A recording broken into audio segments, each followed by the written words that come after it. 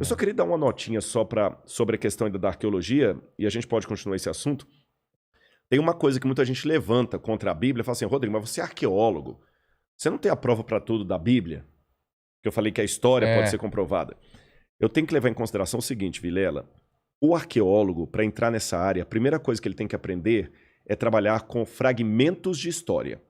Você nunca vai ter o cenário completo. Não, né? não é só da arqueologia bíblica, não. Se eu trabalhar... O historiador também, né? Exatamente, se eu trabalhar com a arqueologia dos incas, dos maias, dos astecas, dos egípcios, da Mesopotâmia, a arqueologia africana... Você tem vestígios. Vestígios, porque a ação do tempo, guerra, reocupação de cenário, ladrões de sepultura, muita coisa se perdeu. Mas a gente pode dizer que quem daqui 100 anos quiser estudar o nosso tempo, ele não vai ter fragmento, ele vai ter tudo, ou mesmo assim são fragmentos? Olha, projeção de futuro é uma coisa difícil, meio complicada, né? A gente fazer. Mas partindo do pressuposto que vai estar tudo aqui, vídeos, fotos, tudo pode vai estar ser que ele documentado. encontre tudo, mas se a gente continuar na esfera que nós estivemos, ele só vai encontrar as baratas, porque a guerra nuclear, se a guerra nuclear acontecer, aí destrói tudo. E a estupidez humana não me torna tão tranquilo quanto a impossibilidade disso. A inteligência é limitada, a ignorância não. A ignorância não. A menos que Deus intervenha, eu não trabalho tranquilo que o ser humano não vai apertar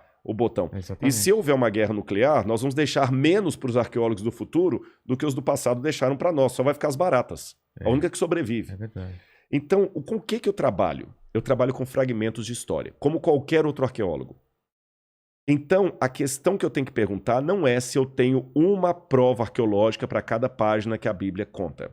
A pergunta é, o pouco que eu encontrei de arqueologia confirma ou desmente a Bíblia? Aí eu faço um trabalho estatístico. Tá. Eu não preciso entrevistar 200 milhões de brasileiros para ter uma certeza de quem será o próximo presidente do Brasil.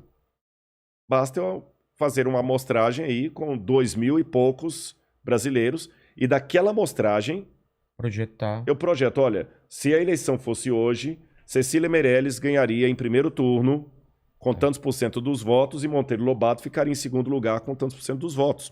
Quando o Ibope faz essa projeção, ou Datafolha, ou qualquer órgão aí, ele não entrevista todos os brasileiros. Ele pega uma amostragem e com base nessa amostragem ele projeta. A arqueologia é a mesma coisa. Eu não tenho evidências para todas as histórias da Bíblia. Mas aquelas poucas que eu tenho, elas confirmam ou não? Confirmam. Então, a partir delas, eu posso projetar a estatística e ver a arqueologia confirma historicamente a Bíblia Sagrada. Entendi. Aí vamos voltar, então, para esses estudos. O que a gente tem de estudos sobre a crucificação de Cristo? Eu acho que a gente tem mais informações hoje do que antes, né? Tem. De como pode ter sido... E analisa o quê? Analisa restos, relatos, porque não temos foto. Não temos foto, e esse que é o problema. Se eu soubesse que essa pergunta viria, também eu não vim de casa. Essa semana toda eu estava gravando na TV Novo Tempo alguns documentários, eu vim direto da TV para cá. Mas eu tenho lá em casa uma réplica do único osso de um crucificado encontrado até hoje. Ah, é? Só um? Só um. Por quê? Boa pergunta. Os romanos, quando crucificavam as pessoas, eles não davam a elas... Eles gostavam de crucificar. Milhares e milhares. Em Jerusalém, na época da guerra do ano 70, Flávio Josefo, que é o historiador judeu do primeiro século, fala que eles, por dia, crucificavam 500 pessoas no entorno da cidade. E quando começou a acabar a madeira, eles começaram a pregar as pessoas em árvores, aquela coisa toda e tal. Depois aumentou para 1.000. E à noite eles punham fogo nos cadáveres, às vezes. Tá. Agora, a legislação romana, que ela está explícita em muitos textos, dizia que o condenado à morte de cruz, ele não tinha direito a um sepultamento digno. Eram ladrões? Eram ladrões, assaltantes, revolucionários. Então a cruz era para ser todo mundo que é contra o Império Romano era crucificado. Crucificado. Tá. Então o que acontece? Aliás, antes de entrar até nessa questão do que acontecia com o crucificado, a cruz era uma coisa tão abjeta que Plautus lembra numa das suas... E Plautus era comediante romano, era um satírico. Ele criou peças de teatro falando da crucifixão dos escravos. E ele chegou a mencionar que a palavra crux era tão terrível que ela virava um xingamento, um palavrão, Ou seja, se eu estivesse falando o latim clássico do tempo romano, eu tinha acabado de falar um palavrão aqui, crux. Crux, em latim. O que significava cruz seria um palavrão. Seria um palavrão. Porque era uma coisa tão hedionda que você citar aquilo... Aliás, o Cícero, quando ele estava defendendo um homem chamado Rabírios, que era um cidadão romano que estava com o risco de ser condenado à cruz, Cícero falou que lembrou ao auditório que a palavra crux não deveria nem ser mencionada num ambiente onde houvesse uma mulher de respeito. Caramba! E ele conseguiu uma jurisprudência... Uma coisa suja. Suja. Cícero conseguiu uma jurisprudência para que ninguém que fosse cidadão romano pudesse ser condenado à morte de cruz. Tá certo? Então, voltando, o que acontecia com o cadáver de um crucificado? Por que a gente não acha osso? Os corpos de crucificados eram jogados num lixão cheio de areia para literalmente entrar em putrefação. Esse lugar era chamado de putenescum. O próprio nome putenescum lembra um palavrão muito comum por aí. Não, mas tem também, não sei o que é a putanesca, não tem? Um tempero, não sei o que. É um tempero. Não sei o que é a putanesca. Eu também não sei. Mas de qualquer maneira, em latim, essa palavra significa putrefazer. Tá.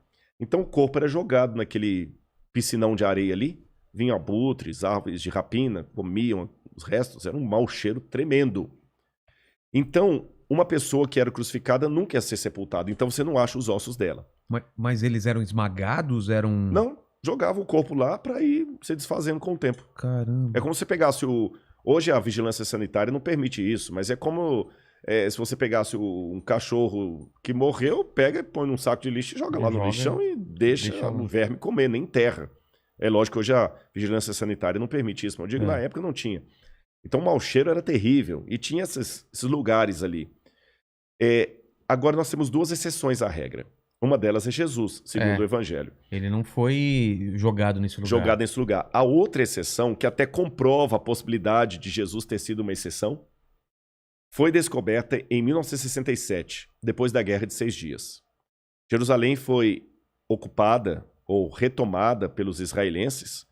Eles expulsaram os jordanianos, fizeram um acordo com os palestinos, com os árabes locais, colocaram a bandeira ali e Moshe Dayan conquistou a cidade de Jerusalém. Então começaram agora a ampliar bairros em Jerusalém para fazer o assentamento dos judeus. E num bairro chamado Givat Hamivtar, que significa algo como Colina das Flores, ali, estavam construindo um assentamento judeu. Quando os tratores bateram numa laje, que era a laje de um túmulo do primeiro século, da época de Cristo. A gente chama em arqueologia da época do Segundo Templo. E quando abriram o túmulo, chamaram os arqueólogos, ali havia caixas de pedra, a gente chama essas caixas de ossários ou ossuários, onde a pessoa coloca os ossos do defunto. Morreu alguém da sua família, você deixa o corpo dentro ali do túmulo por 1 ano. Depois de 1 ano você tira os ossos, coloca em caixões de pedra e guarda num lóculo abaixo para deixar o lugar bonitinho para deitar outro. Nesse lóculo havia os caixões e um deles tinha o nome da pessoa crucificada, da pessoa ali sepultada. Yochanan ben Hagakol. Seria João, filho de Hagakol. E o osso dele estava quebrado ali, a parte do fêmur, como se alguém tivesse realmente dado uma pancada. E o calcanhar tinha um prego de crucifixão atravessando. O prego estava lá? O prego estava lá. O furo? O prego. Caramba. Até torto assim. Sim. Tá certo? Pregão. Um pregão mesmo. Estava ali. Então foi o primeiro e único exemplar de um crucificado. Antes disso, na verdade, os judeus tinham uma superstição que a gente não sabe de onde ela vem, a Mishnah fala dela, que um judeu carregava pregos de crucificados no bolso como amuleto de boa sorte, na época de Jesus. E muitos judeus, quando morriam, colocavam pregos de crucifixão dentro do caixão deles ali. Até o caixão de Anás e Caifás. Então, às vezes, alguns pregos desses vinham com um fragmento de osso, mas muito pequeno. Aquele não, estava atravessado no calcanhar. E alguém pode perguntar assim, e esse calcanhar era do Yohanan ou alguém colocou lá? Fizeram o DNA, era o mesmo esqueleto. Tá. Só que com o prego atravessado ali, era um rapaz de 1,68 m, talvez de família rica, que conseguiu uma exceção, foi crucificado, mas teve o seu corpo preservado. Sepultado. E ali o Dr. Tsaferes, da Universidade Hebraica de Jerusalém, juntamente com o Dr. Saas, fizeram levantamentos legísticos de como aquele corpo estaria na cruz. E isto junto com descrições de Cícero, Tácito, Suetônio, outros autores romanos, e também desenhos que foram encontrados em Roma no 2º século depois de Cristo. Lá, por exemplo, em Palatino, no Monte Palatino, encontraram um desenho de um burro crucificado. Um burro? Um burro. Porque na escola, o Tertuliano falou que havia muito uma gozação dos pagãos sobre os cristãos, que eles adoravam o deus cavalo. Porque Jesus era colocado como se fosse um jumento. Então, na escola de Palatino, uma escola de crianças ricas, eles desenharam um grafite na parede, um burro crucificado. Como se fosse uma pessoa. Como se fosse uma pessoa com cabeça de burro, sim, e um menino do lado assim com as mãos para cima, e escreveram assim, Alexamenos sebete theon, que num grego bem vulgar, escrito por crianças ainda na pré-escola, quer dizer Alexamenos, uma forma talvez corruptela de Alexandre, adora a Deus.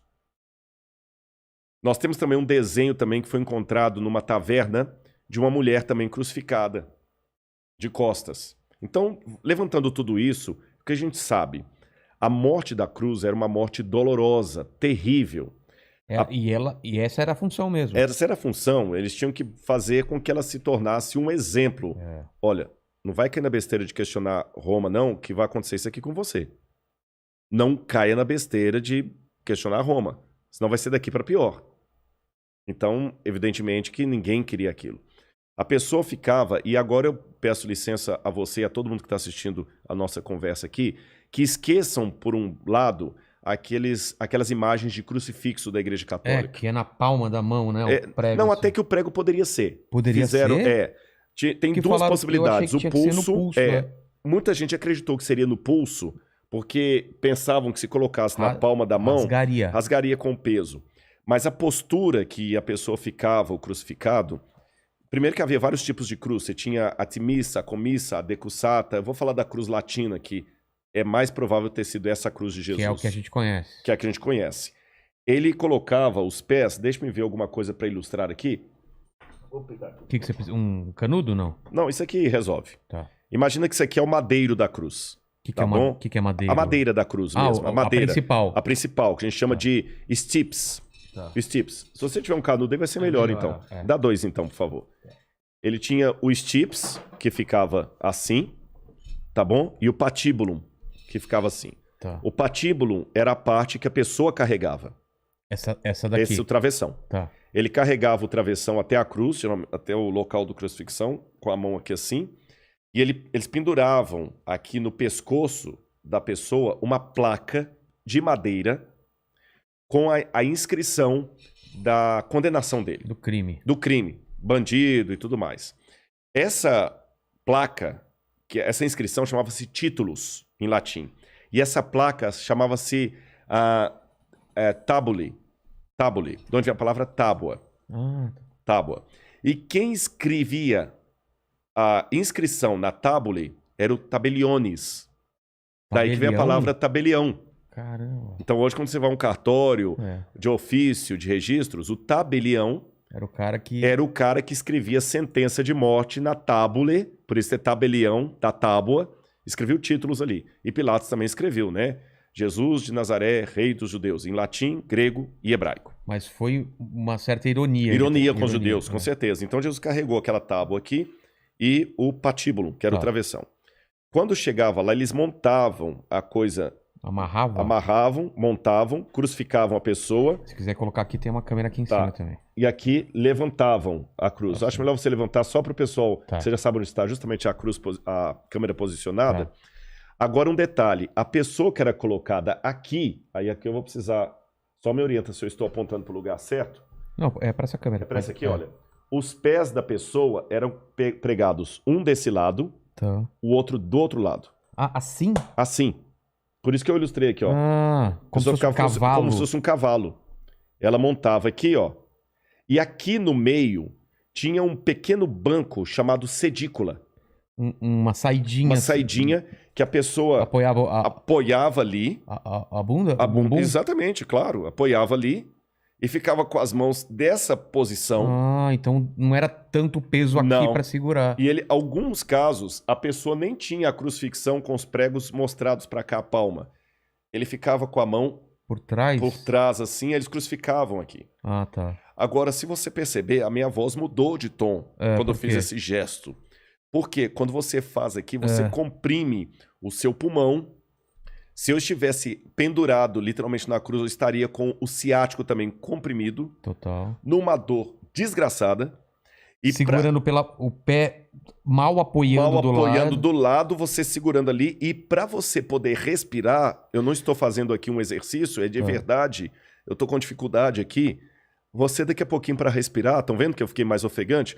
Você tem que erguer, tomar fôlego e cair. Apoiar pelo pé ou pela pelos bunda? pés do lado. Ah, tá. Porque apoia assim. Apoia assim, você se levanta e cai de novo. Caramba. Você tá entendendo? E o banco... Isso repetidas vezes. De quando em vez você tem que virar. Por isso que os ladrões que estavam com Jesus, quando eles queriam apressar a morte dos ladrões, eles aplicaram algo que em latim se chama crurifragium. Você quebra as pernas da pessoa, ou no fêmur, às vezes no fêmur, às vezes também é tíbia, né, que é o outro mais abaixo aqui. A pessoa, então, com a perna quebrada, não conseguiria fazer, aí em pouco tempo ela já ia morrer asfixiada e ia sufocando. Sufocando. Por isso que eles quebraram os pés dos ladrões. Tá certo? Esqueça também outra coisa do crucifixo. O condenado não era colocado ali com um paninho cobrindo as partes íntimas dele. Ele ficava completamente nu. Era pra... É pra humilhar mesmo. Você tá acha entendendo? Que Jesus também? Totalmente. É mesmo? Totalmente. E eu vou piorar a coisa pra você aqui. Caramba, isso eu nunca tinha ouvido. Na verdade, muita gente fala que o filme do Mel Gibson foi um filme violento, aquele é Paixão de Cristo. Eu digo, é o filme que eu daria nota 10. De representação? De representação. Porque a crucifixão de Jesus foi dali pra pior.